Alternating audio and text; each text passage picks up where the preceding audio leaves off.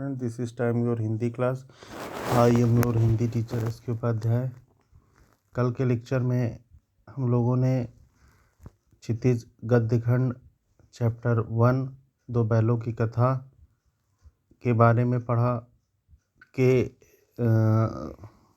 लेखक प्रेमचंद के बारे में जाना और उनके द्वारा लिखे गए दो बैलों की कथा कहानी के कुछ प्रारंभिक अंशों को जाना और उससे संबंधित बोधात्मक प्रश्न को करा। आज उसी चैप्टर की व्याख्या के क्रम में हम लोग आगे उस कहानी को पढ़ेंगे कि किस प्रकार प्रेमचंद केवल सामाजिक मानवीय भावनाओं के प्रति सक्रिय नहीं थे, पशु पक्षी के प्रति भी उनका प्रेम कितना और उनका अनुभव कितना गहरा था, इस बात को हम लोग आज आगे जानेंगे। इसमें उन्होंने गधे के बारे में बताया है कि जो सामान्य लोग गधे की संज्ञा दिए जाने पर उससे किस प्रकार से ईर्ष्या द्वेष करते हैं, लेकिन उनके द्वारा गधे में भी उन्होंने सकारात्मक सोच को बताया है कि गधे में भी ऋषि मुनियों के समान ही विशेषता पाई जाती है, जो कि बहुत दुर्लभ होती है। और मनुष्य सभी प्राणियों में इतना श्रेष्ठ होते हुए भी वो कई स्तरों पर वो पशुओं से भी जो है बदतर जो है व्यवहार करता है। तो गधे की विशेषता बताते हुए प्रेमचंद जी कहते हैं कि वैशाख में चाहे एकाध बार कुलेल कर लेता हो, पर हमने तो उसे कभी खुश होते नहीं देखा। मतलब जो गधा होता है वो अच्छी परिस्थितियों में भी उसका व्यवहार एक जैसा रहता है, और जब उसका दिन या उसके साथ कोई गलत व्यवहार करता है तब भी उसके बदले में उसके व्यवहार में कोई परिवर्तन नहीं होता है। उसके चेहरे पर एक विषाद स्थायी रूप से छाया रहता है। विषाद का मतलब गंभीरता, सुख दुख हो, हानि लाभ हो, किसी भी दशा में उसे बदलते नहीं देखा। इसी प्रकार की विशेषता ऋषि मुनियों में पाई जाती है। ऋषि मुनियों के जितने गुण हैं वे सभी उसमें पराकाष्ठा को पहुंच गए हैं। यानी ऋषि मुनियों के जो अच्छे गुण हैं वो लेखक के अनुसार गधे में वो उच्चतम बिंदु में दिखाई पड़ते हैं, पर आदमी उसे बेवकूफ़ कहता है। सामान्य दृष्टि से अगर संज्ञा दी जाती है, अगर किसी की तुलना गधे से करते हैं तो उसको बेवकूफ़ का प्रतीक मानते हैं। सद्गुणों का इतना अनादर कभी कहीं नहीं देखा कि अगर किसी के अंदर सद्गुण हो तो उसका इतना अनादर प्रेमचंद जी का कहना है कि हमें कहीं भी नहीं दिखाई पड़ता। कदाचित सीधा संसार के लिए उपयुक्त नहीं है। प्रेमचंद जी का कहना है कि बहुत ज़्यादा सीधापन भी संसार के लिए जो है अच्छा प्रतीक नहीं है। देखिए ना, भारतवासियों की अफ्रीका में क्या दुर्दशा हो रही है। क्यों अमेरिका में उन्हें घुसने नहीं दिया जाता? बेचारे शराब नहीं पीते हैं। 4 पैसे कुसमय का मतलब बुरे समय के लिए बचा कर रखते हैं, मतलब सेविंग की भावना भी है, कोई गलत आचरण भी नहीं है, जी तोड़कर काम करते हैं, किसी से लड़ाई झगड़ा नहीं करते हैं, 4 बातें सुनकर जो है गम खा जाते हैं, फिर भी बदनाम हैं।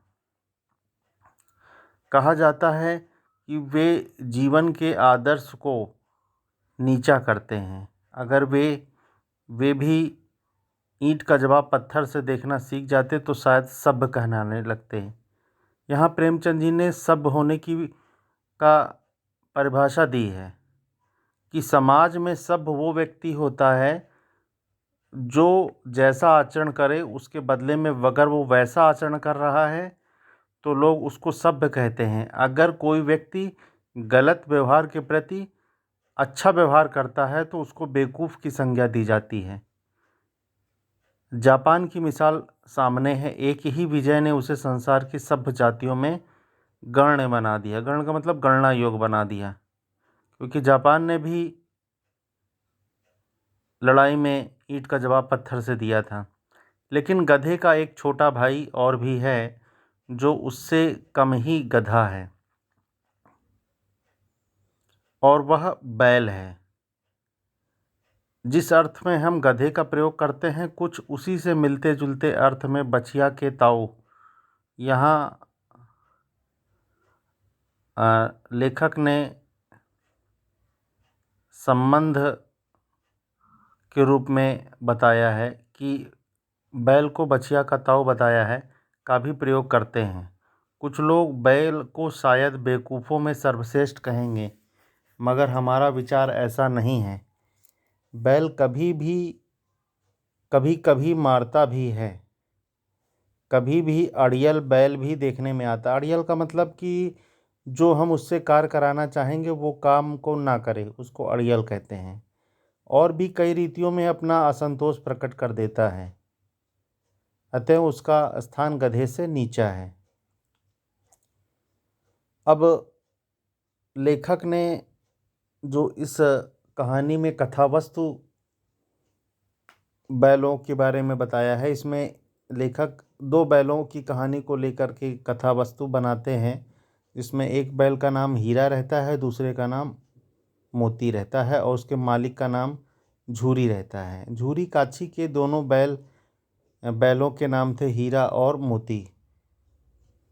दोनों पछाई जाति के थे। यहाँ बैलों की ये जाति है।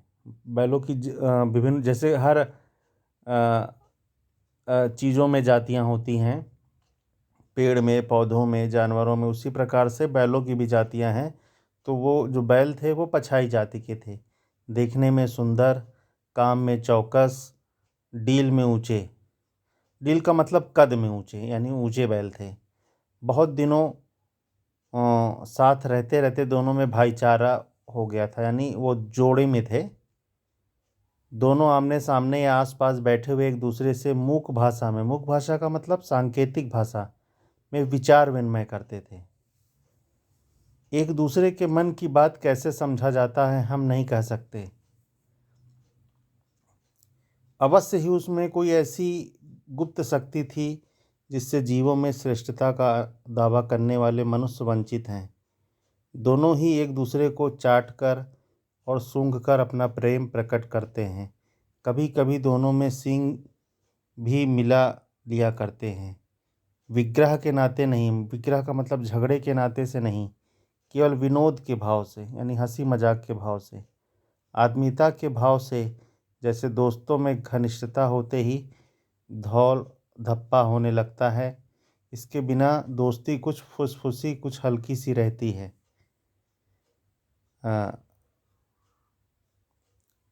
आज के लेक्चर में स्टूडेंट इतना ही रखते हैं, और इस लेक्चर से संबंधित आपको कुछ थाटफुल यानी बोधात्मक प्रश्न दिए जाएंगे। उन बोधात्मक प्रश्नों को क्लास में आने के बाद आपको इसको वीडियो को अच्छी तरीके से पढ़ना है, फिर बोधात्मक प्रश्नों का उत्तर सबमिट करना है, और फिर इससे संबंधित कुछ आपको होमवर्क भी दिए जाएंगे। तो आपको एक होमवर्क की कॉपी बना लेना है, उसमें डेट वाइज आपको होमवर्क भी आपको उसका आंसर देना है,